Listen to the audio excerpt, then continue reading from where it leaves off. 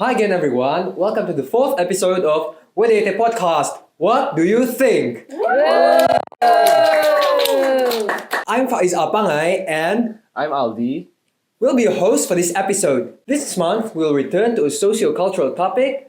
Our theme is, drumroll, identity. Obviously, identity is not really something that we think about quite often, right?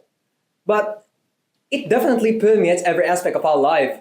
Often, we package ourselves into very simple descriptions, like we are international students studying in Australia, we're Indonesians. As a result, we forget with that, even with a simple label, we still experience this idea of belonging differently from each other. Today, we want to discuss those complicated feelings of belonging with our guests further. Halo Bu. Halo, Ibu boleh perkenalkan diri? lahir Nama dulu, Bu, dengan nama dulu. nama Yasinta Kustaryumi Kurniase, banyak R-nya ya, karena Jawa. Nah, kata Jawa itu kita udah menyentuh identitas ya. Saya Benar suka, sekali. I love this topic, because as multilingual human, which is the very first descriptions of being Indonesian, I discovered that life is the festival of questions. Hidup itu festival bertanya ya. Ya, jadi itu adalah saya. Our next guest.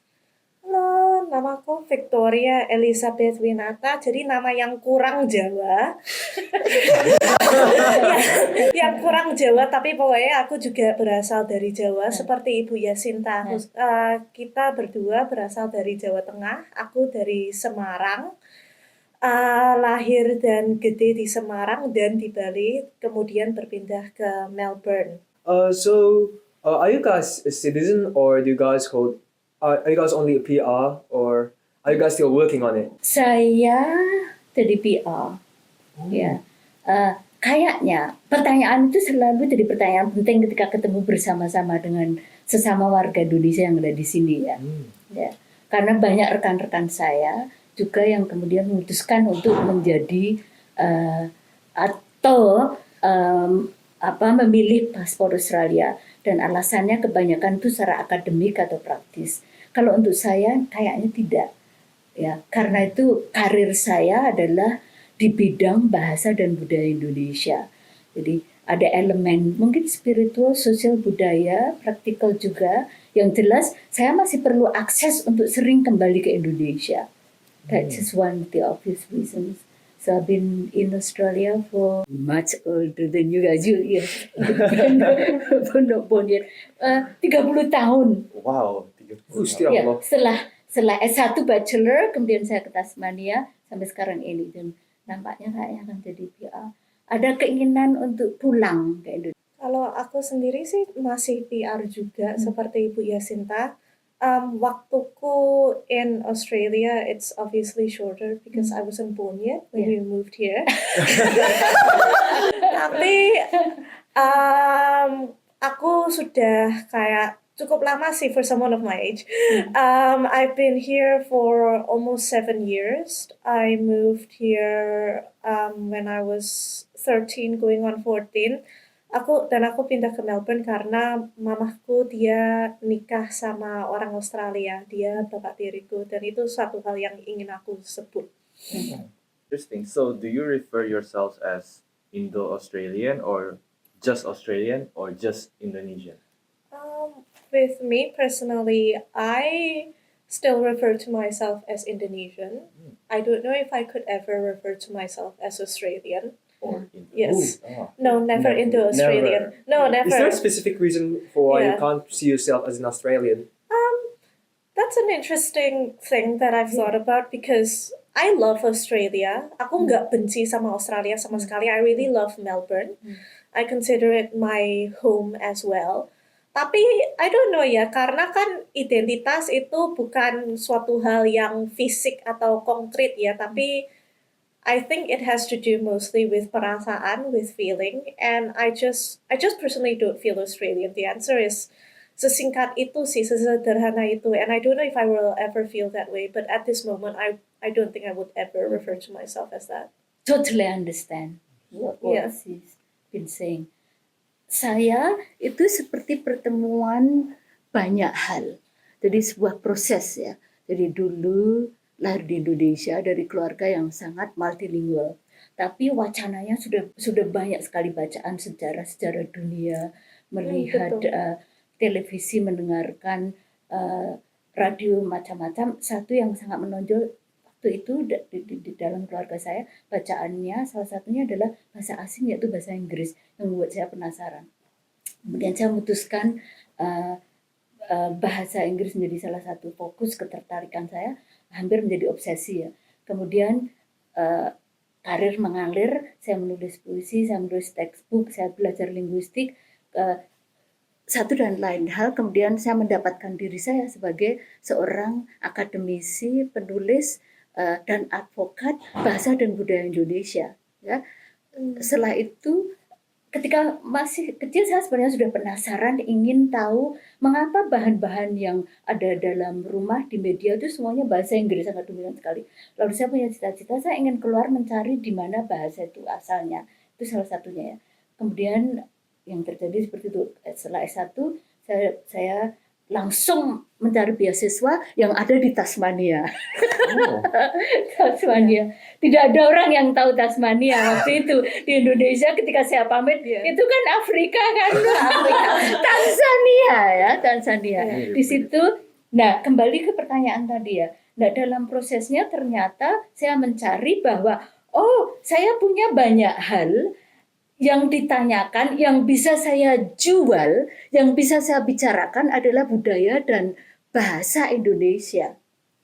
Nah itu barangkali yang kemudian menggiring saya ya. Saya semakin belajar banyak tentang Indonesia, tulisannya, pikirannya, perasaannya. Jadi kemudian itu jadi label karir saya juga, I'm Indonesian. Ya. Kebetulan bekerja di Australia. Karena buku-buku saya dipakai di luar Indonesia, tidak hanya di Australia. Jadi saya tidak akan pernah berpikir bahwa saya akan menjadi itu Australian, American, or whatever, pada Indonesian. Saya tulis salah satu di puisi saya yang judulnya The United Nations of Me. Dan itu menjelaskan kira-kira ya, Indonesia, Asia, internasional, tapi tetap kental Indonesia. Yeah. I also wanted to add karena aku serta merta merasa ada kaitan antara latar belakang Ibu Yasinta dan dan latar belakang saya, karena kebetulan saya ini juga dibesarkan dalam keluarga yang sangat multilingual. Jadi omaku misalnya, opa dan omaku bisa bahasa Belanda, bahasa Inggris, bahasa Jawa. Opa juga bisa bahasa Sunda. Tapi, dan tentu saja juga bahasa Indonesia, tapi bahasa Inggris dalam keluarga saya juga sangat diutamakan. Karena misalnya mama saya sejak kecil membesarkan saya dengan sastra Inggris, media Inggris, lagu-lagu Inggris. Sehingga saya I developed a love for the English language. Tapi my journey was a bit different to Ibu Yasinta's because I was raised with this feeling kayak bahasa Inggris itu mestinya lebih utama daripada bahasa Indonesia. Because my mom, and I think most of us could probably relate, she wanted me to be a global citizen. Dan pintu keluar dari Indonesia itu kan tentu saja bahasa Inggris. Kita semua dari dunia ketiga bisa nyambung with that feeling. And and it's not only until I would actually say and all the time I've been in Australia, that feeling of Indonesianness has never gone away despite my upbringing. Kayak misalnya pas aku di SMP, SMA, aku selalu bilang, aku ini orang Indonesia, I'm from Indonesia. Even though at the time my feelings towards the country wasn't as positive as now. So it's a funny thing, feeling and identity, karena itu suatu hal yang tidak bisa di-rationalize. Perasaan penting sekali ya. Saya waktu wawancarai ada pertanyaan yang muncul, kemudian seperti yang saya katakan tadi ya, dalam prosesnya saya menulis puisi. Indonesia itu membuat saya berpikir dan bertanya banyak sekali. Ya. Nah, karena latar belakang itu sekarang ini saya dalam proses yang saya katakan tadi ya, menulis sebuah puisi, tapi ini nanti akan jadi buku, bahwa hidup itu adalah festival bertanya. Ya. Pertanyaannya berarti macam-macam, dan itu kayaknya sesuai dengan pertanyaan tentang identitas ya, sangat fluid sekali. Nanti pasti masing-masing dari kita akan punya pikiran atau point view yang berbeda-beda. Itu berdasarkan pengalaman, cerita hidup, pandangan, dan you name it ya. Ya. Terus tadi kembali ke Victoria, karena pekerjaan saya sehari-hari itu bisa dianggap 24 jam 7 hari ya. Sebagai akademisi, penulis, punya mahasiswa dan tinggal di sini. Jadi rasa bahwa saya harus siap kalau nanti ada pertanyaan, kemudian mempersiapkan diri, bahan-bahan yang tentang Indonesia itu kan semakin banyak.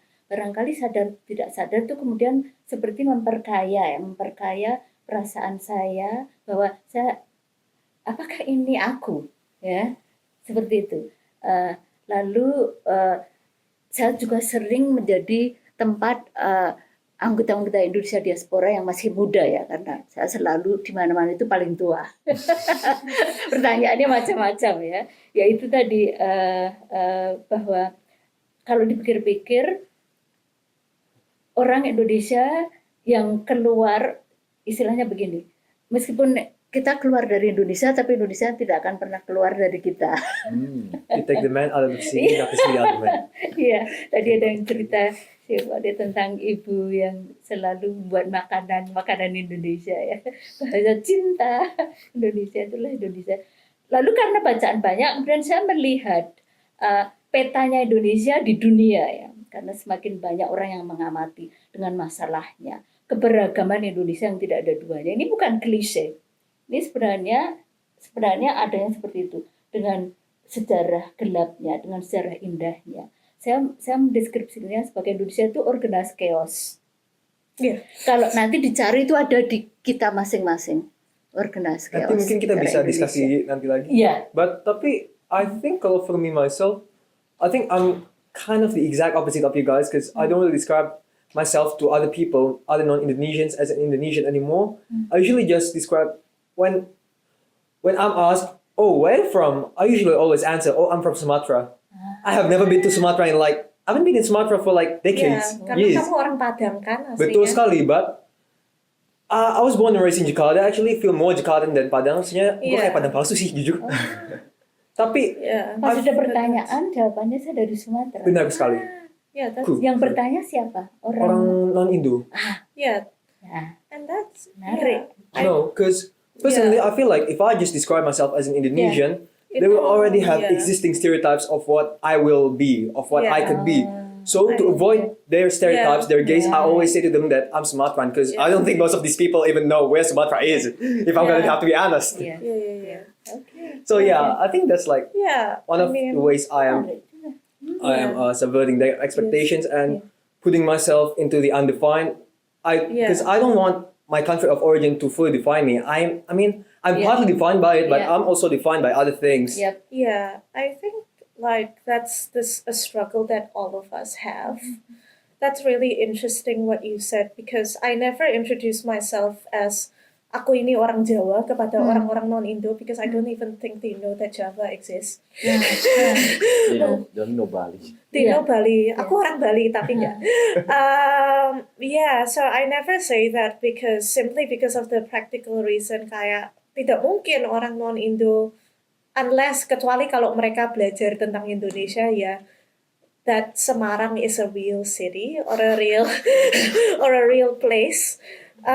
Tapi I think that's because, and I know we'll touch on this later, but I just really want to quickly to mention is like I do a lot of theater, right? And I have writings that have been published, and I always get asked, Victoria, kamu bisa kasih biografimu nggak? So just like an artist profile. And then that's something I struggle with sometimes. It's because I always put down Victoria Winata is an Indonesian artist. Tapi kadang-kadang, like on my website recently, I put down Victoria hails from Central Java. Karena I felt the same thing as you do, bahwa Indonesia itu tidak mencakup seluruh identitasku. Because I'm still Central Javanese, right? Tapi, yeah, it's an interesting thing. I feel like I've spent a lot of time thinking about this, and I think I've just reached the point that I think it's okay to say that we're from Indonesia. That's my personal feeling. And that doesn't mean that Indonesia harus mendefinisikan kita berdua atau kita semua kan. But it's just, I think suatu bagian dari kita yang tidak bisa kita Hapus. ingkari, Ya, ya, atau hapus. I love that the topic is identity. Karena menurut saya normal sekali, terutama ketika kita menginjak usia remaja menuju dewasa. Manusiawi sekali, kita akan bertanya siapa aku. Nah, pertanyaan yang paling mudah itu kan pakai kata identitas ya. Tapi jangan lupa kita itu kan manusia, kita yang Iya. buat bahasa ya. Iya. Jadi definisinya banyak sekali. Saya tertarik dengan kata yang dipakai Victoria tadi, struggle, kemudian jawaban yang sangat unik dan membukakan mata saya waktu ada pertanyaan kepada Faiz ya, yang orang non Indonesia, kamu siapaan? Sumatera. So, menurut saya ini adalah proses yang panjang, bahkan mungkin sampai mati pertanyaan tentang identitas. Bagus dan penting sekali. Apakah itu dianggap sebagai struggle? Kalau saya, ini berarti objek. This is my devotion, this is my love. Karena ini adalah karir saya. Jadi saya harus memikirkannya selalu, kemudian keluar dari pertanyaan itu, kemudian mendengarkan, melihat berbagai jawaban ya tentang identitas. Skip icebreaker. Ya. Alright. Ya inilah ya Betul. beragam, organized chaos ini begini Oke. kalau kita bicara dengan orang Indonesia. Question 1 kita skip I'll, aja. I'll go with second one. Like, Gua. oh, I think- okay, sorry. So another question. Have you guys ever changed name or do something to yourself in order to integrate more into the Australian community? Oh, okay. So you said like, for example, changing names or anything like Yeah, that. because I just did that. Yes. Oh yeah. I mean, for you, I feel like it would make sense, but for me, I don't have to because it's Victoria. And I say it's the name of the state we live in. Tapi I've never. So dari segi nama, that's not something that Oh, I can. no, not just yeah, names, yeah. but like Yeah, no, from I other aspects understand. Tapi yeah, I think with me, it's like what I meant is it's not something really kayak physical like a nama kan. Tapi I think this is natural. I mean, I like to say kayak, oh, I'll never assimilate into Australian society. Aku nggak pernah punya keinginan untuk berasimilasi. Tapi I think that's not fully jujur or honest. Because I think kita sebagai manusia kan lumrah kalau kita mau fit in atau berintegrasi. So I think whether we like it or not, we always do things. I mean, I've done things, for example, like, I mean, just unconsciously where, I feel like this is something that I think all of you will notice the longer you spend outside or traveling abroad is that you will unconsciously imitate the other person's behavior. Misalnya kan kalau kita bicara kayak, kalau aku sama orang Indonesia lain, misalnya kalau sama orang Jawa atau orang Jakarta, orang Kalimantan kan pasti caraku bicara itu pasti beda. And that's the same with Australians. I mean, I don't know, like I think my language does change then. Pasti my posture also changes with them. And I wouldn't call that assimilating per se. I would call that berintegrasi dan saya sendiri bisa mengakomodir. And I don't think that would be like, and I don't consider that a negative thing. I think that's something natural. Kita akan sebagai manusia selalu beradaptasi, but that doesn't mean that we change as a person. We're just kayak a few different people at once gitu. Dan saya punya cerita lain. Sebenarnya saya lahir dari keluarga Jawa, itu nama paspornya Kusdarwini Kurniase. Nah, dari keluarga yang sangat multi segalanya ya. Karena keluarga saya di Semarang dan itu terkenal pusatnya lefties ya. Bapak saya dulu PJKA, ibu pendidik dan lain-lain. Nah, masuk di sekolah SD negeri ya, waktu itu kan ada pelajaran agama wajib ya, sekarang saya nggak tahu. Nah ini Masih kalau wajib, kita masih bicara wajib. tentang kurikulum di Indonesia, nah karena di sekolah negeri waktu itu pelajaran agamanya yang ada kan masih jarang waktu itu ya, zaman dulu agama paling banyak Islam waktu itu. Terus, tapi lokasi SD saya dan keluarga-keluarga saya juga udah banyak yang pergi ke luar negeri, kemudian masuk sekolah-sekolah Katolik. Dan di sebelah SD saya itu ada gereja Katolik. Jadi saya sering mendengar misa dalam lagunya, drama, dan lain-lain. Waktu itu kemudian membuat saya penasaran. Saya sering masuk ke situ, kemudian dalam prosesnya banyak keluarga saya sebenarnya kejawen. Sebenarnya agama itu tidak jadi bagian identitas, tapi kan KTP kan harus masukkan Islam, iya. tapi keluarganya sebenarnya kejawen dan cenderung red ya. Lalu dalam prosesnya saya ikut tertarik aktif di gereja karena drama, karena puisi dan lain-lain, kemudian dibaptis dari Katolik. Itu Yasinta itu. Yasinta dari situ. Di Indonesianya. Terus saya waktu di Indonesia. Jadi di Jacinta Katolik. tapi I-nya jadi Y. Ya. Oh. Lalu saya pilih sendiri lagi karena biasanya kalau di gereja Katolik Yasintanya tuh YASINTA ya. Saya otak-atik sendiri, lalu saya menuliskannya, saya minta waktu romonya ejaannya Nama ya cinta. baptis. Waktu itu sudah tertarik dengan kata-kata, dengan puisi dan lain-lain. Ini kayaknya cocok karena ya cinta. I'm saying yes to love sampai sekarang. Jadi itu ceritanya. Kayaknya waktu itu sebenarnya karena dalam keberagaman saya dari kecil itu sudah mulai bertanya dan seperti aku penasaran, aku ingin lihat yang seperti itu, aku mau seperti itu. Nah itu didukung oleh keluarga saya. Nah, apakah ini bagian dari pencarian identitas? Sekarang apakah saya anggap diri saya sebagai orang religius? Tidak. saya pernah sering jadi altar girl, drama waktu di Indonesia aktif ya, di KTP saya Katolik. Kemudian dalam prosesnya tumbuh menjadi seorang akademisi, aktivis, feminis dengan tulisan-tulisan saya baca-baca politik dan lain-lain. Sekarang ini saya lebih mengklaim sebagai akademik feminis aktivis yang asli lahirnya dari Indonesia. Right? Bombshell. Yeah. And how about your efforts? Did you try to assimilate or integrate to Australian society, or It's do you just stand on your own? yeah. I think it's very interesting word ya, asimilasi gitu ya. Integrasi. Lebih ada aspek seperti itu untuk urusan praktis kan saya bekerja di sini, jadi saya harus tahu, saya harus masuk ke grup kelompok itu, saya harus tahu politik di kantor seperti apa. Kalau saya ikut politik kan di mana-mana ya, Yeah. politik tanda petik ya. Kasih saya juga ikut keep up sama politikus sekali. Iya, seperti itu. Kebetulan lagi di fakultas saya, di sekolah saya, itu sangat jelas sekali identitasnya. Indonesian Studies, Korean Studies, Chinese Studies, Japanese Studies, dan saya masuk di situ. So, mungkin iya untuk masalah yang sangat umum ya. Ya, itu kan adaptasi namanya. Administrasi dan lain-lain. Misalnya kalau ada manajer yang lahir di Australia dari kelompok tertentu, behaviornya seperti itu dan dia sukses, saya mungkin akan saya akan tiru. Ada beberapa elemen yang bisa saya ambil. Iya. Ya, apakah itu asimilasi atau integrasi?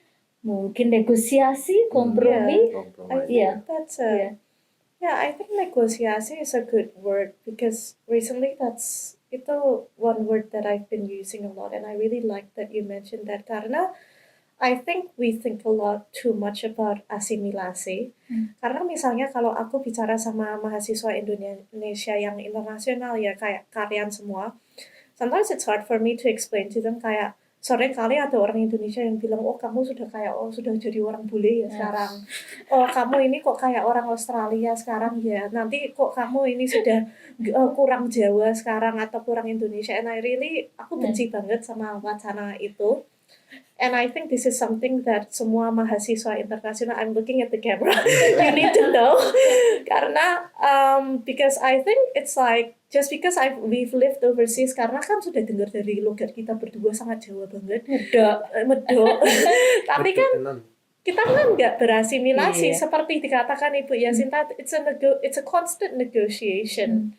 But we're still Indonesian. Seperti aku bilang tadi, this is integrasi. And I think that's a word we need to use more. Kayak integrasi, negosiasi, akomodasi. Jangan asimilasi. Karena asimilasi itu implikasinya kan it's gone. Karena terkena negatif ya. Saya menggambarkannya seperti ini ya, pertanyaan bagus. Kan orang Indonesia, kemudian keluar dari Indonesia, kan biasanya Indonesia yang A, yang di luar B ya. Pertanyaan, kamu sekarang A atau B? Kalau saya melihatnya itu sebenarnya di atas C. Ya, karena ada prosesnya. ya ada Indonesianya sebagian ini, kemudian di B, tapi kemudian melihat selalu ada dipengaruhi, ada memori, trauma, apakah istilahnya kembali ke Indonesia, tapi kemudian hidup di sini. Yang terjadi sebenarnya seperti budaya ketiga istilahnya, ya, dan itu akan terus. Saya kadang tidak selalu memperhatikan, tapi ada beberapa rekan akademisi yang menggambarkan saya sebagai waktu menulis bersama ya, kita menulis kamus dan buku pelajaran bahasa Jawa, dia profesor Japanese tadi bilang, oh ya, Sinta has a very strong feeling about Japanese.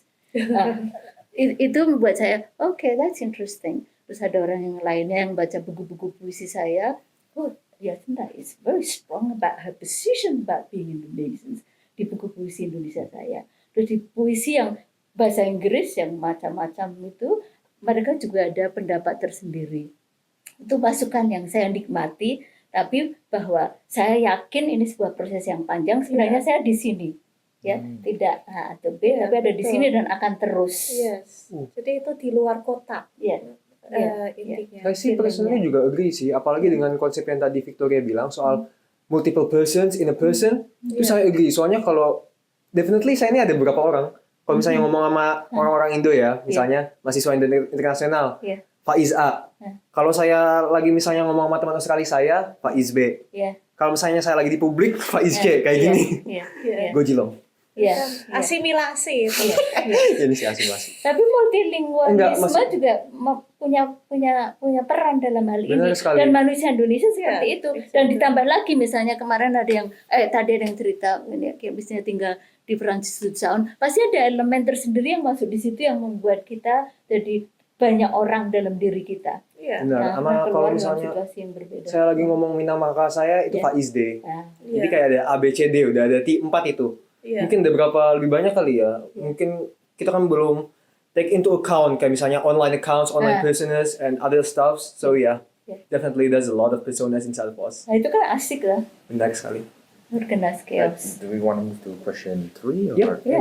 So, did you live in a multicultural community or a community dominated by a specific race or ethnicity? And how has this impacted your social life and diaspora experience? I've always lived in a multicultural community. Karena saya tinggal di suburb namanya Laylor. It's in the northern suburbs. pernah ke sana, bagus tuh village-nya. Laylor Village bagus. Village. Enggak yang maksudnya yang toko-toko keren-keren gitu. Yeah. It is and I moved there because, like I said, my stepfather, jadi dari my mom's second marriage, he's an Australian man and he's lived in Laylor his whole life. So I first moved there. So my first exposure to Australia itu Australia yang sangat multikultural.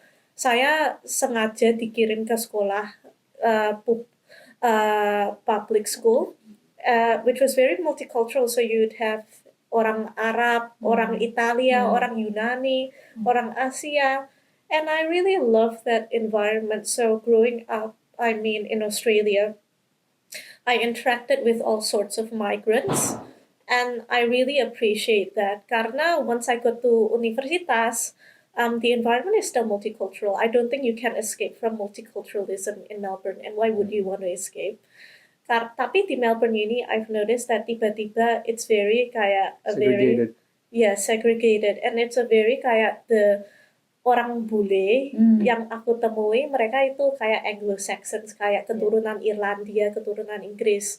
And it was a bit of a shock to me karena waktu aku masih SMA, SMP di sini kan itu biasanya keturunan Yunani, keturunan Italia yang Anglo-Saxon sama orang bule dalam organisasi itu, they're like, oh Angus, what do we say? And then they give like Australian slangs like mate, and then they talk about bunda beer, and I think this is a very stereotypical version of Australia, you know. And of course, I haven't even mentioned kan juga ada orang aborigin, and I think Ibu Yasinta, this is something we have to mention bahwa tanah ini bukan milik kita, bukan milik orang Australia, tapi miliknya kaum aborigin. So I think Indonesians or any migrant from anywhere coming to Australia, that is something that you have to take into account, that Australia is a very diverse country and that it has a very long history, and I think that's something yang nggak bisa diabaikan. Ya, setuju sekali. Terima kasih Victoria, thank you for mentioning. Ya, itu dalam tulisan-tulisan saya, dalam proses mencari diri saya sendiri. Saya dalam beberapa puisi yang saya sedang buat, saya menyebut diri saya salah satunya sebagai settler. Salah satu puisi yang sedang buat itu ceritanya seperti ini, itu karena pengalaman saya, observasi saya, dan juga karena tahu banyak sejarah tentang Indonesia yang membuat saya bertanya, ya sejarah gelap di Indonesia, ada yang bagusnya negaranya, kemudian ke sini. Nah, penting sekali kemudian untuk sebenarnya bertanya dan belajar tentang sejarah Australia. Bangsa pertama, bangsa aborigin. Yeah. Ya, dalam presiden saya menulis something along the line, this stolen land is swollen with hands Yeah. of the guilt and the greed and so on and so on. Itu saya masukkan dalam bacaan saya, dalam diskusi saya. Dan ini penting sekali menyangkut pertanyaan tentang identitas. Yeah. Secara personal barangkali itu alasannya mengapa masih berat sekali untuk saya untuk menjadi tadi pertanyaan Australia. orang Australia, mengambil paspor Yes. Australia. Selalu mikir setiap kali, ini sebuah privilege. Saya kadang-kadang galau dengan percakapan atau perdebatan dengan orang-orang Indonesia yang beberapa hal, misalnya satu, orang yang di luar negeri itu sudah kaya, mewah, paling macam-macam istilahnya ya. Yang pertama, opininya dari dalam Indonesia. Kemudian yang di luar sini, yang dipamerkan itu adalah yang lingkungan yang bersih, demokrasi Yes. dan macam-macam. Harus ada Yes. yang ketiga. Yes. Itu privilege kita. Belajar sejarah di tanah kita, di mana kita diberi pekerjaan. Hak-hak nasib mereka itu sangat penting sekali. Yes. Dan itu harus jadi perdebatan ketika kita Exactly. ngomong tentang identitas kamu apa dan siapa. Yeah. Itu membuat saya lebih peka, lebih sensitif, lebih mengerti, lebih harus belajar, apalagi seorang akademisi ya. Dan saya harap rekan-rekan teman-teman dari Indonesia juga bisa Prihatin. ya Mereka. bisa punya tempat dalam dirinya ketika kita bicara Yeah. identitas Indonesia yang akan tinggal di sini, paspor menjadi manusia internasional, manusia yang bagaimana, yang tahu Yeah. sejarah, yang menghargai. Kalau tidak, berarti meskipun kita mengkritik sejarah di Indonesia, kita nggak mau peduli di sini, sama juga bohong, Yeah. juga bohong. Benar sekali. I think this is not only applicable to Australia, but also other states such as Canada, Yeah. America, Yes, of course. New Yeah. Zealand, etc., etc. Yes. And to what extent did your family try to preserve or teach you that Indonesianness? Ini mungkin spesifik untuk Victoria ya. Iya, iya, iya. Mungkin saya, ya, tapi kalau keluargaku sendiri, well, unfortunately my stepfather, dia suka makanan Indonesia sih, tapi dia orangnya, mohon maaf, dia orang pemalas, my stepfather. He's a very stereotypical Australian. I'm very sorry, I love him very much. Tapi kadang-kadang dia agak pemalas, jadi dia bilang, oh, let's just eat sausages and mashed potatoes for dinner. Jadi mamahku kayak, oh fine, karena dia harus masak kan untuk suaminya juga. So my mom still has that sikap, that mindset kayak, oh dia harus masak apa yang diinginkan sama suami. And I think this goes into feminism. I would like to talk about it later. Yeah. Tapi kayak, so unfortunately dari segi makanan, mama saya nggak terlalu sering masak makanan Indonesia. Because dan makanan Indonesia itu kan suwi banget kalau mau dimasak, lama banget. So I think kayak dia juga capek, jadi kasihan sama mama. Tapi we still preserve our Indonesianness in multiple ways, and often we do it kayak dengan cara yang tidak sengaja ya. Karena misalnya dari segi bahasa, mama dan saya tetap berbahasa Indonesia di rumah. Jadi Dan- kayak ada secret conversation ya yang bapak nggak bisa dengerin. Nah, ya. And then kayak ngerasani bapaknya. ya, kita selalu kayak gitu sih, karena bapak tiri saya kan dia sama sekali nggak bisa bahasa Indonesia, jadi di belakangnya mama sama saya selalu bilang, oh dia nggak mau makan ini, mama harus masak ini, atau itu kan papamu itu kak males banget, nggak mau, dia selalu bilang nggak mau bantu mama.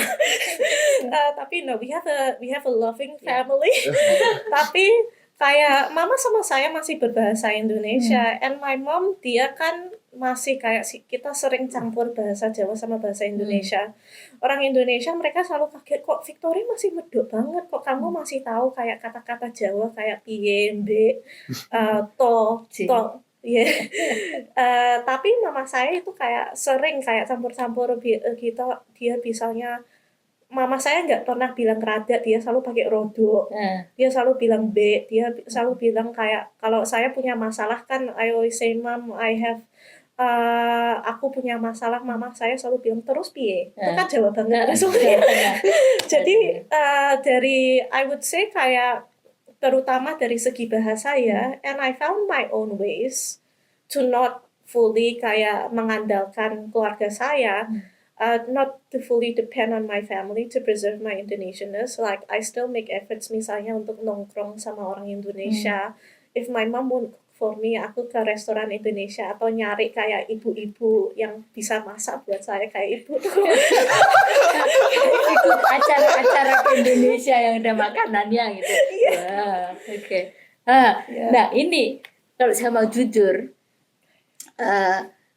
saya menganggap saya jadi manusia internasional ya, dan itu meskipun usia seperti ini saya masih bicara tentang masa depan. Hopefully before I die there will be lots of books and so on which kind of explain ya Sinta is from Indonesia, she's done this and she did a lot for Indonesia.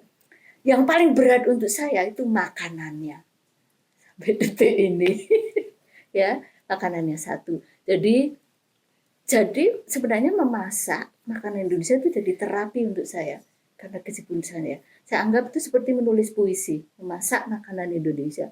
Saya masih biasanya saya nggak makan nasi during the week, tapi weekend. Jadi Sabtu Minggu saya masak sambil goreng berketil, sambil goreng ati, pete, jengkol enggak ya, sayur macam-macam itu saya masukkan di IG story saya. Tape goreng kemarin saya buat tape goreng, tempe itu my national anthem itu tempe ya. Jadi makanan paling berat saya biasanya berbelanja, memasak sendiri, mereka-reka. Tapi kemudian yang kedua itu karena my well-being is number one priority. Saya juga belajar bahwa banyak hal tentang makanan Indonesia yang tidak sehat untuk saya. Dan itu saya kombinasikan. Ya. Nah di Australia kan banyak sekali yang bisa kita beli yang bisa membuat kita sehat. Jadi sayuran, buah-buahan. Lalu saya integrasikan ketika saya memasak masakan Indonesia, saya pakai makanan yang benar-benar makanan, bukan junk food ya. Ya kan ada elemen di situ. Sambal macam-macam yang manis boleh, tapi istilah Jawanya begini, everything in moderation. Jadi saya makan apa saja dan saya harus makan makanan Indonesia yang sudah saya adaptasi. Tapi tetap mementingkan peduli dengan kesehatan, dari yang kolesterol, yang gula, yang saya juga rajin tertib sekali dengan olahraga dan itu dari keluarga saya. Sekarang saya aktif ikut taekwondo. Tapi makanan paling berat, cultural shock saya sampai sekarang itu makanan. Ya. Lalu saya cari upaya gimana, dan memang perlu waktu, perlu tempat dan lain-lain. Lalu itu saya jadikan terapi. Dan menurut saya yang seperti saya katakan tadi, memasak makanan Indonesia dari mana-mana ya, wah rendang luar biasa, yang dari Jawa, pengaruhnya Cina terhadap makanan Indonesia banyak sekali. Itu saya pelajari, saya resepnya, saya anggap itu sebagai penulisan puisi, proses poetry writing itu memasak makanan Indonesia. Alright, so what made you interested in theater? For theater, so I've always held an interest in theater sih sejak usia muda. Kayak I love listening to musicals, for example, and woo, She's very good. And she's bloody good at that. thank you, Ibu Yasita. Dan aku jadi mulainya dari yang paling sederhana ya, jadi dari musicals kayak I Love Hamilton gitu misalnya. Habis ini kita tukar nomor ya, bisa nongkrong nanti. Tapi and then I always wanted to join a sort of theater group. Tapi aku baru mulai terjun ke dalam dunia teater pas masuk universitas ya. Because in University of Melbourne, I'm very lucky. We have a very strong student theater community. So first I joined the Musical Theatre Association. My first role was as an assistant lighting operator. So I didn't do much. Tapi habis itu lanjut ke, for example, stage manager. And then in 2022, in my first year of uni, I wrote and I directed my own play. Yay! Thank you. I can see. And then, I mean, like, there were a lot of things that went wrong. I made a lot of mistakes, as we always do. I feel like theater is also a good analogy for Indonesia because it's also very organized chaos. Yeah. Especially if you're all students, nobody knows what they're doing. And then, especially when I was writing and directing something, my cast, my actors, they would ask me, Victoria, what would you like me to do next? In my head, I was going, I have no idea. And then, so I would always ask them back. The tip is, if any of you want to be directors, if you're in a room with a cast and you don't know what the heck you're doing, you ask the cast to do the work while making them think that it was your idea. So I always ask them. Secret is out. Yes, I mean, like, sorry, James. Hi, James. Hi, James. It's really random. I haven't seen him in a while. Tapi, like, for example, like, I would tell my cast, kayak, what do you feel is right for you? And then my actor would go, I feel like I should walk here. And I think, yes. If you think that's a good idea, go for it. And then they go, thanks, Victoria. They think I'm a good person because I let them do what they want. Tapi, yeah, so that's essentially how I became interested in theater. And I guess it relates to that as well. It's like, I love people. Aku suka. I love meeting with different people and I like talking to different people. And in theater, there's this real essence for collaboration. Jadi theater and I think even writing kan, Ibu Yasinta, you would understand. It's like process even from in the most private forms of writing, bahkan kayak puisi, there's always other people around you. It's always a constant process of collaboration. Kayak Ibu Yasinta punya editor, pasti you would have close friends untuk minta masukan. So yeah, basically that's how I got interested in theater through musicals and because I want friends. Yes. Alright. Perfect. That's what I call Yeah. Indonesianness there. Thank you. Yeah. Yeah. All right. Politics and stuff, working with so many different people, Yeah, negotiating exactly. and organized chaos. All right. So one of your plays is May 1988. Could you tell Yes. us more about that play? Ya, Mei 1998. Pasti kan kalian sudah, kalau kalian ini orang Indonesia, pasti Mei 98 itu tidak lagi, itu sebuah tanggal yang tidak lagi asing buat kita semua. It was a period yang of course ada reformasi, demokratisasi, tapi my play shows more of kayak the sisi gelap dari itu, yaitu kayak and terutama kekerasan terhadap etnis Tionghoa yang terjadi pada masa itu. Jadi saya bicara tentang kerusuhan Mei 98 and I wrote that monologue tapi saya juga ikut pentas. So it was a one woman monologue and I played the role of a penyintas Mei 98. So I played the role of a rape survivor. I didn't mention it explicitly in the play that was what she was, but I implied it very strongly. So yeah, it basically, and the character she shared a very similar background to me, jadi Chinese Indonesian. And yeah, and the monologue basically talks about her experiences. And it was more of an abstract monologue because with things like history and everything, I'm always interested in feelings and thoughts. So it was sort of like, not really a stream of consciousness, but basically about intinya bagaimana seseorang bisa diubah oleh memori atau pengalaman yang traumatis. So what does traumatic memory do to a person gitu. Oh. Wow. Thank you. Bu Yasinta. Wait, were you even born yet? Oh, no. No. No, I wasn't alive yet. Ibu Yasinta was. Tapi saya lahirnya tahun 2003. And people have asked me that question before. And the reason why I was so interested in it, itu hampir jadi, it became an obsession for me. Tahun lalu sejak 2022 is Mei 98. Karena Mei 98 itu tidak pernah diangkat sama keluarga saya. Yeah.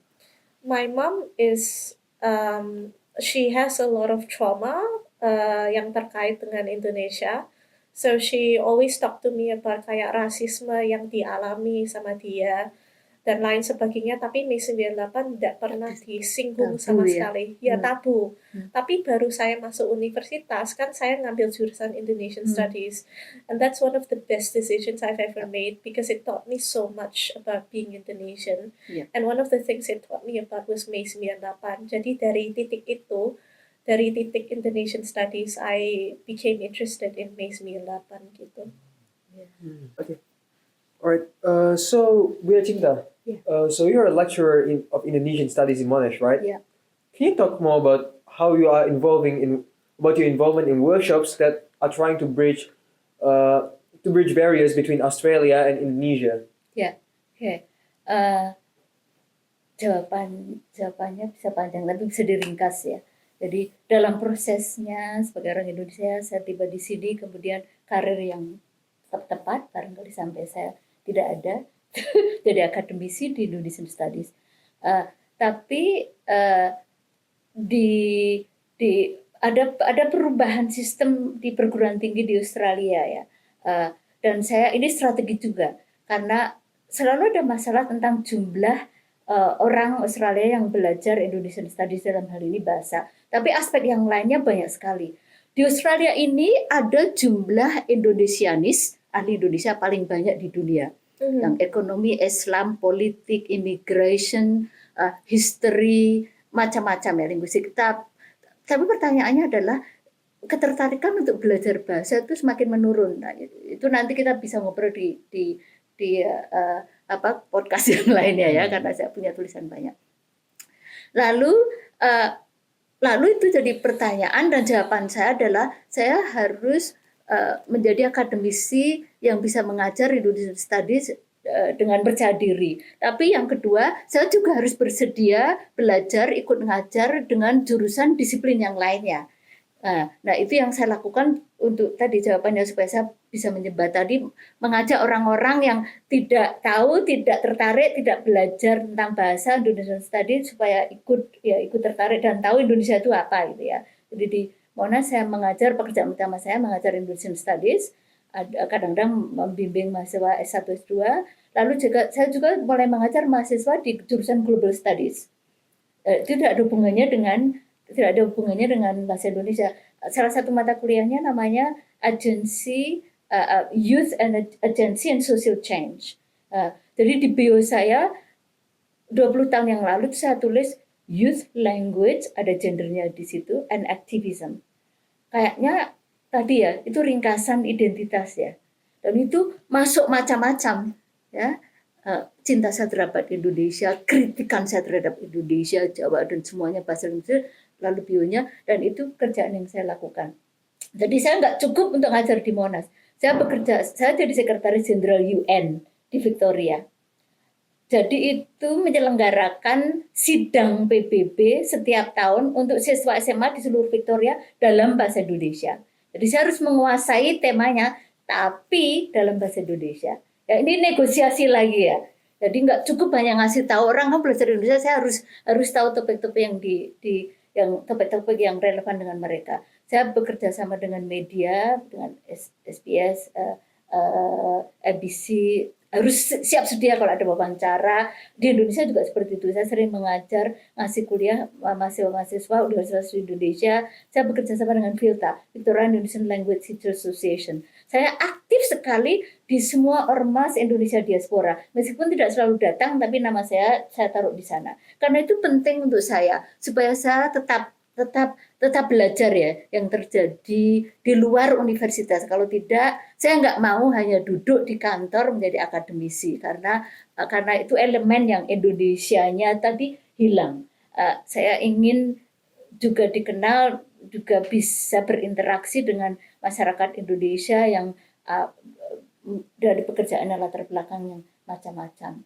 Jadi akademisi di Monash, di luar saya aktif. Saya sering berkomunikasi dengan politikus dari Indonesia dan Australia,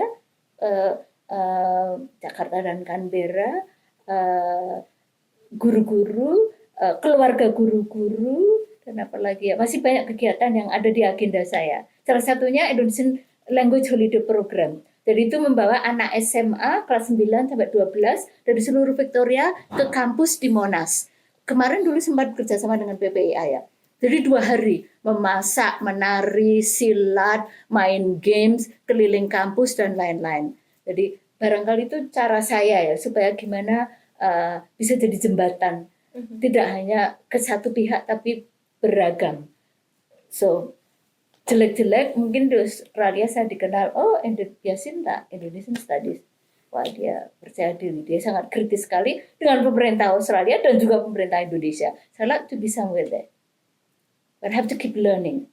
I have to keep asking, what do I need to know? Okay, and youth guys are my favorite group of human. Okay, ya, karena kan melihat waktu saya dulu dan kesalahan-kesalahan, and I would like to apologize for things that we do and we don't doing. Jadi fokus saya dan saya menikmati sekali bekerja, mengajar, berkomunikasi, mendengarkan, melihat aktivitas-aktivitas generasi muda. So when I'm gone, I'd like to be remembered as someone who works, dedicated her work and time to youth, language, and activism. That's me.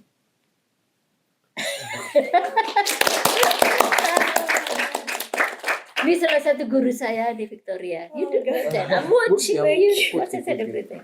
Yeah. Alright. So, would you like to talk about more about your poetry book, To Yeah. Whom It May Concern? Yeah. Ya, terus baca puisi Yeah. sekalian.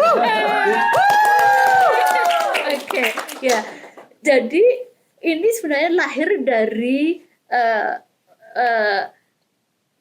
dari kecintaan saya, kesadaran saya, dari keluarga saya yang sangat multilingual ya. Victoria menceritakan tentang keluarga, di rumah ada bahasa Jepang, Belanda, dan bapak saya, ibu saya dari kecil mengajarkan kecintaan bahasa-bahasa. Mereka juga punya kebiasaan menulis di mana-mana buku harian, dan itu mempengaruhi saya sekali. Dan kayaknya waktu itu biasa ya, identitas itu mencari-cari ya. Aku tuh apa. Tapi dari kecil aku selalu suka sekali mendengar kata-kata dari berbagai bahasa. Kalau membaca satu kalimat, apakah itu topik apa saja, kemudian ketemu dengan satu kata, itu saya berhenti. Saya bisa membayangkan warnanya, suaranya, bentuknya, baunya kata itu. Lalu itu membawa saya ke dunia yang lain. Nah, kemudian saya orek-orek. Waktu itu saya sering diundang di Ikaweria. Ikaweria itu organisasi warga Indonesia yang ada di sini yang lahir Victoria. dari 1965, anggotanya banyak sekali. Lalu saya sering baca puisi di situ, puisi yang menurut saya tidak bagus. Lalu ada beberapa orang yang bilang, kenapa enggak dipublikasikan ya Sinta? Lalu waktu itu saya serius, oke. Kemudian ketika saya diberi tugas untuk mengajar bahasa dan budaya, saya pikir saya harus menjadi contoh. Jadi saya harus menjadi pelaku dan pengguna bahasa yang positif, bahagia, dan selalu belajar. Lalu lahirlah buku-buku puisi. Saya menulis puisi dalam bahasa Jawa. Saya kerjasama dengan penulis-penulis perempuan Jawa di Indonesia, buku yang kedua dan ketiga ya, 13 penulis di sana dalam bahasa Jawa, bahasa Indonesia, dan bahasa Inggris. Buku pertama saya itu berjudul To Whom It May Concern. Ini diterbitkan oleh jurnal perempuan, Indonesian Feminist Journal, karena saya jadi bagian dari Indonesian Feminist Journal. Kayaknya itu mungkin cara saya untuk mengabarkan kepada dunia ya, karena Indonesian Feminist Journal itu penting sekali, risetnya tentang diskriminasi perempuan, kekerasan seksual, macam-macam, dan banyak terjemahnya dalam bahasa Inggris. Nah, itu mungkin pengabdian saya ketika saya di sini, saya jadi bagian ini. Kemudian saya menuliskan puisi yang pertama dalam bahasa Inggris. Temanya tentang politik, seksual, politik, sexuality, identity gitu ya. Ya semuanya dalam bahasa Inggris. Jadi macam-macam temanya. Ya itu tadi Organize Chaos. Ya. Saya baca beberapa judulnya supaya dapat gambaran ya.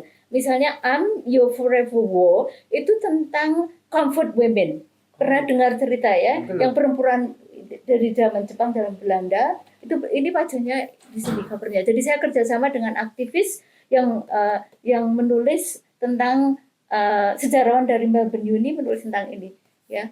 salah satunya itu. Kemudian tentang sejarah. Jadi sejarah Indonesia 1965 ya. Kemudian tentang Sulami juga salah seorang tokoh perempuan waktu itu.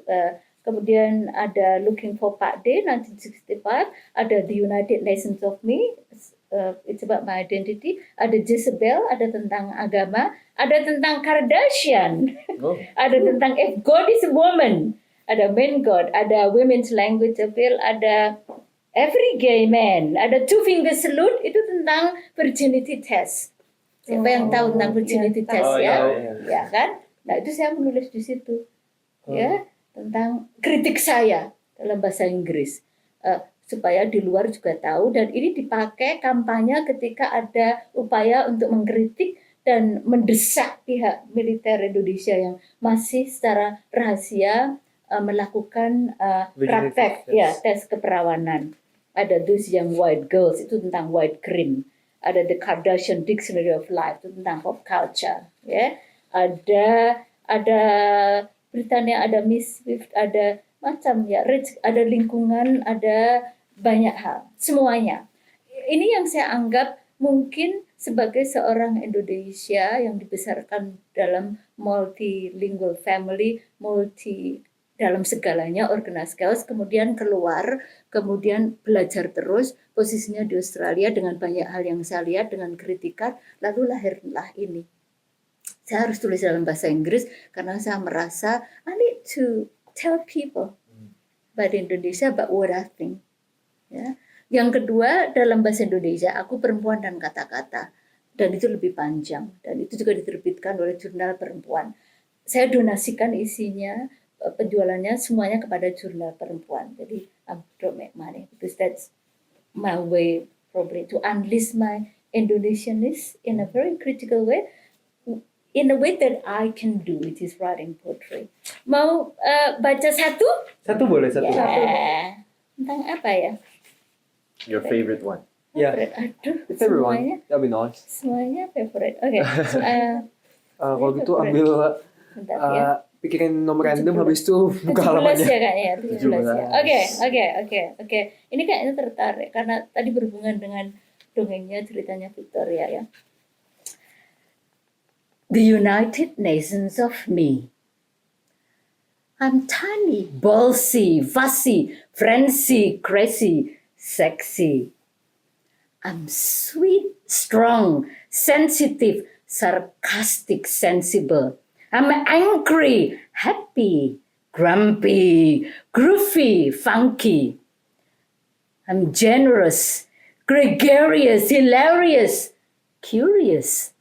I'm pro-local, regional, national, international. I'm methodical, critical, cynical, theatrical. I'm a child, daughter, sister, mother, friend, joker. I'm a learner, observer, dreamer, leader, peacemaker. I'm a stirrer, helper, troublemaker, provocateur. I'm Javanese, Indonesian, Asian, internationalist. I'm a human, person, individual, people lover, citizen of the earth. I'm patient, impatient, resilient, diligent, belligerent. I'm a feminist, extremist, optimist, activist. The United Nations of Me. April 2015. Ini 3 years after that, I was appointed as the Secretary General of UN model in Indonesian language to Victoria. So talking about faith, yeah, which I'm still doing at the moment. That was a really nice poem. And by the way, one last question. Yeah. Both of you guys have constantly described Indonesia as an organized chaos throughout this whole episode. Would you guys care to explain what Yeah. does organized chaos actually mean? Because I actually don't really understand it. So. Yeah. Organized chaos ya.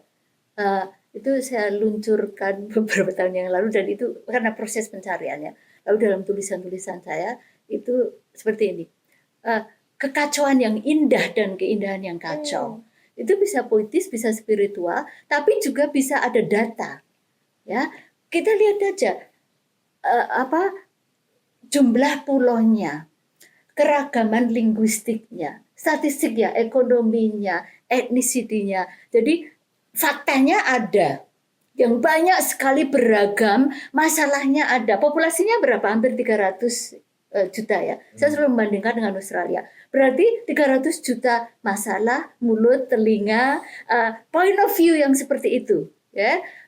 Bahasanya masih ada. Salah satu kelebihan bangsa Indonesia itu sebenarnya kebijakan bahasa. Yang itu kebalikannya di Australia.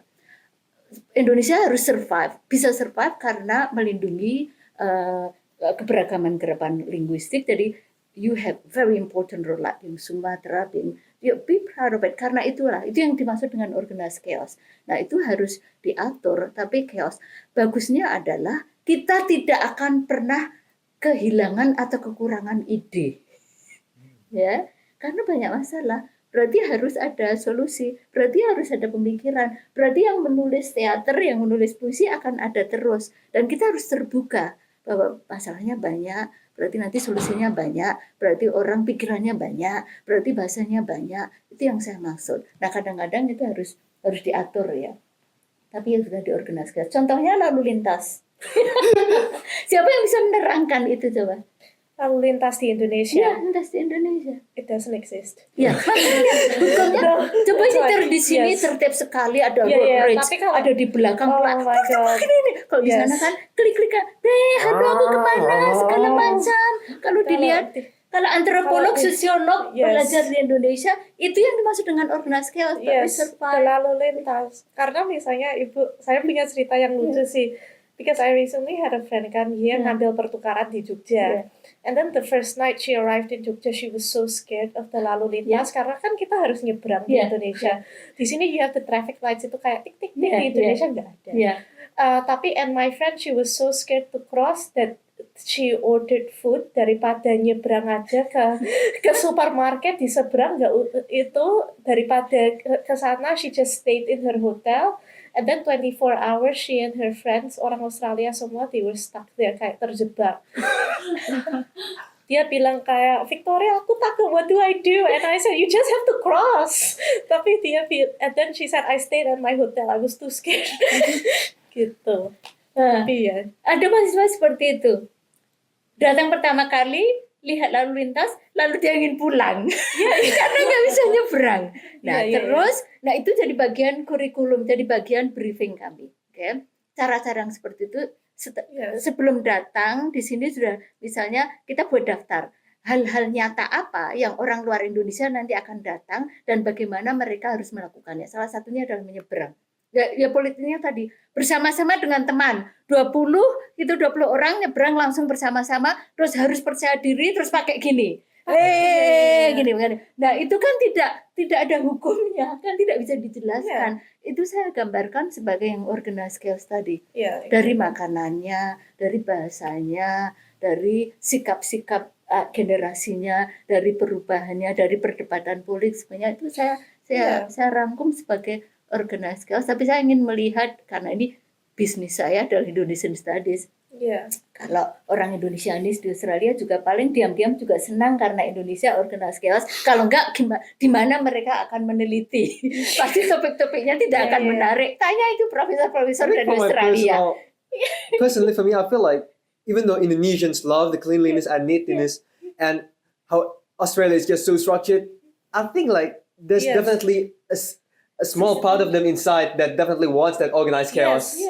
I think we're just way too chaotic by nature. Jadi ada sistem di sana sebenarnya, tapi cuman kita nggak selalu bisa menerangkan pada orang yang biasa aturannya seperti di Australia.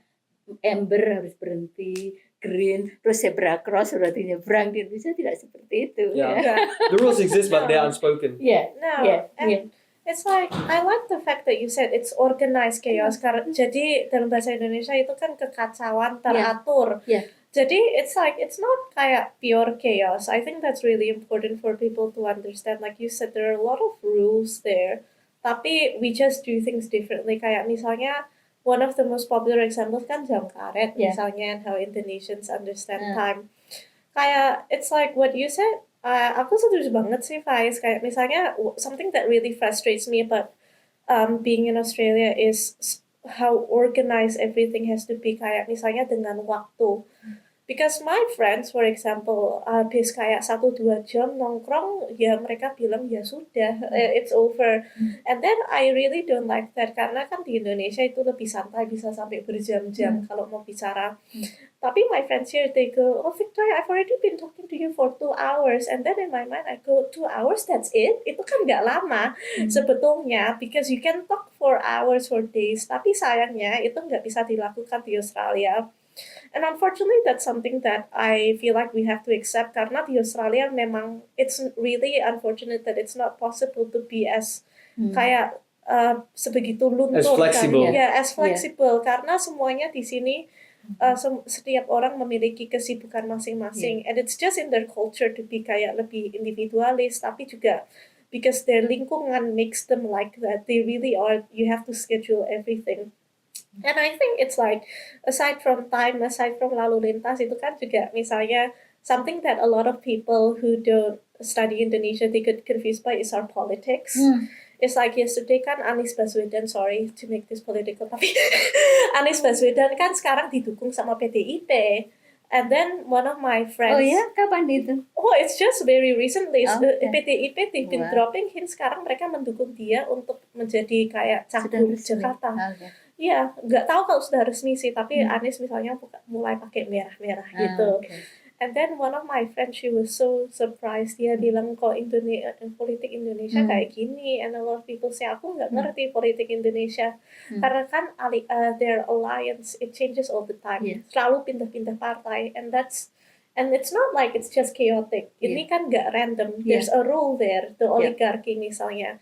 I think that's one of the examples. And like, yeah, but everything is like politics. Kalau lebih ringan ya lalu lintas, budaya, cara kita nongkrong, makanan juga kayak gado-gado. Gado-gado Nasi kan Padang. macam-macam, tapi it's Nasi organized. banget. Tapi I think that's something about Indonesia that's really beautiful. And I think I just remembered one really important point that ingin saya emphasize is keberagaman. Karena kan kita berdua orang Jawa Tengah kan, Ibu Yasinta. But I think it's important to acknowledge kayak ini kan aku sangat menghargai teman-teman lain dari luar Jawa. I mean, I'm always in a constant negotiation between my identity as a minority and a majority, for example, sebagai orang Tionghoa tapi juga orang Jawa. So I'm a minority and a majority. So that's something I'm negotiating. Tapi I think that diversity is a beautiful part of that. And I think with Indonesia, it's like even in dalam Jawa sendiri ada keberagaman. Wow. And I think, and as a point of that is like when we talk about Jawa or when we talk about Sumatra or when we talk about Jakarta, ada bagian-bagian lain juga. And nothing in Indonesia can be essentialized. And that's true for multiple countries, but Indonesia is really special in that way. Because somehow we're so different, tapi kita masih bertahan. And I think it is because of that organized chaos. Ya, jadi kalau warna, orang di luar Indonesia biasanya mungkin hitam dan putih ya. Kalau Indonesia itu kan semuanya. Abu-abu. Ya, Bukan enggak abu-abu, juga tapi semuanya seperti pelangi. dipelangi. Ya tadi itu keindahan yang kacau, kekacauan yang indah. Banyak sekali yang ada di situ. Nah, itu tantangannya. Makanya menurut saya secara politik, secara spiritual, you name it, orang Indonesia yang saya amati keluar dari Indonesia itu lebih Indonesia karena memunculkan pertanyaan itu. Nah, kan selalu akan ada pertanyaan dari diri kita sendiri, kemudian orang lain. Dengan nggak sadar, kemudian kita melihat diri kita sendiri. Dan itu indah menurut saya. Ya, menurut saya. Dan tadi ngomong-ngomong tentang Jawa ya. Kalau misalnya sebenarnya begini, secara biologi kita kan bisa berdebat ya.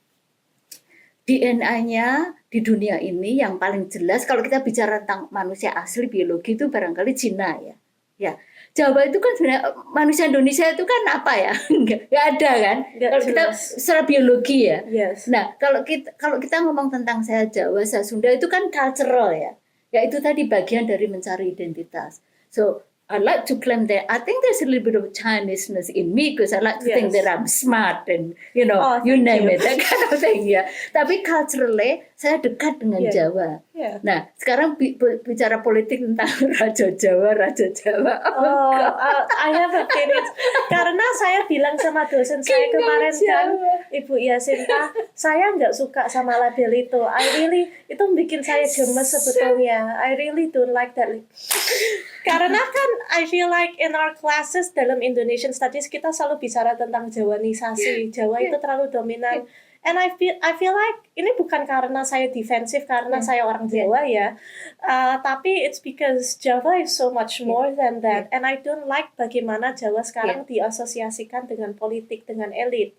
Because Itu di-hijack. ya itu It's di-hijack. too lazy, Yes, easy, exactly. too convenient just to Yes, label that. exactly. Saya pernah nulis post I itu, agree. saya kritik seorang profesor dari Deakin. Karena dia takut nggak pernah komunikasi dengan saya. Karena dia selalu larinya ke sana. Yeah. But what am I allowed to swear? Okay, what does that Yes. mean? You have to unpack that. It's silly, Yes. it's idiotic, it's Exactly. emotional. Dan ini kritik saya Yes. terhadap rekan-rekan Indonesia saja yang hanya kembali ke artinya Exactly. apa itu? Yes. Harus di-unpack dong. Exactly. Ya, satu Yeah. ya.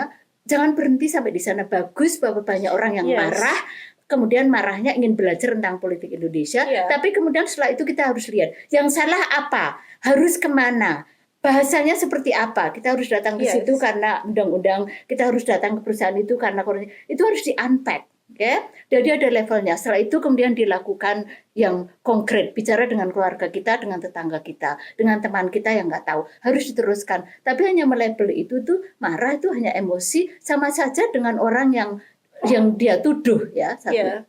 Yang kedua, but I think teman saya profesor yang mengatakan Yasinta has very strong Japanese feeling itu gini, merasa orang Jawa di dalam Yes. Indonesia waktu itu karena saya dianggap minoritas nggak bisa jadi dosen kemudian lari ke sini.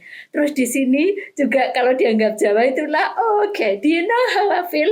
I feel so small and tiny. Yes. But so Yeah. big at the same time. I feel if you the know same what I ex- mean, ya. So I feel the same exact way Bu Yasinta karena in my classes kan mereka selalu nyuruh kita don't focus on Jawa, terlalu Yeah. banyak penelitian Yeah. tentang Yeah. Jawa. Tapi in my classes I start focusing on Jawa karena saya cinta sama Jawa. Yeah. I really love kayak my accent yang medok gitu, kayak It's a part because of you. it's a part Yeah. of me. Dan Yeah. Jawa is so much more than politics and more than the elite. Kayak I have multiple. I'm very critical of some of my lecturers as well yang pernah bilang, oh jangan fokus sama Jawa atau ini Yeah. politik Jawa. Yeah. And I think you shouldn't. So in every class now, every time we talk That's about lazy. that, I always say.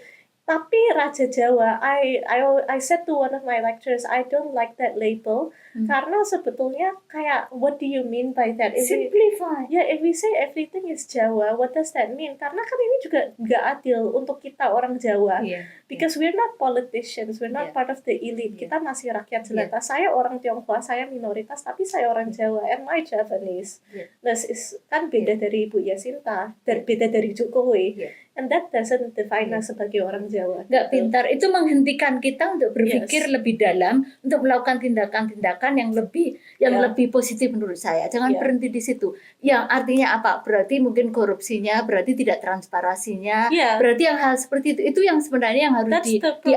di-unpack. Bukan Jawa. Bukan labelnya. Karena berarti Yes. tidak keluar dari lingkaran setan yang dia kritik, malah masuk lagi membesarkan lingkaran setan itu. So that's a part of organized chaos, lots of feelings and identity, Yes. and we keep questioning what am I, Yes. what am I doing, and this and that. Yes. But that's Indonesia, guys. Yes. Every one of you has Indonesia inside, Yes. waiting to be unleashed. All right. So to conclude in this month's episode, Excellent. All right. Yeah. Right. Amazing. So to conclude, in this month's episode, we talk about identity, the negotiation of Indonesianness outside and inside Indonesia, and Continue. the fact that words are never enough. What's on that? What do words tell us? Yeah. Yeah. They may tell some part of us, but they will never be able to fully describe us. End quote. Thank you. Thank you, everyone. And see you again next year. Well, hi everyone. That has been for now, our last episode, episode 4. So, welcome to the team. Everyone clap, please. As your PM, Natanya, I'm so glad that the podcast has been doing well as it does now. So, I just want to say again for I guess the last outro for now for me. So thank you so much for tuning in. This podcast has been brought to you by PPA Monash. You can find Wedete on Spotify and YouTube. Just search up What Do You Think? PPA Monash. And you should be able to find our channels. And don't forget to follow our Instagram, Wedete, at wedete.ppmonash for podcast updates and behind the scenes content. And honestly, at this point for this episode, some extended content. So if you want to suggest a topic, give feedback, or interested in becoming a guest speaker in the future, please DM us on Instagram or email us within the link in our bio. And thank you again, and see you next time. Bye! Great job, Pipia Monash. Berapa kali?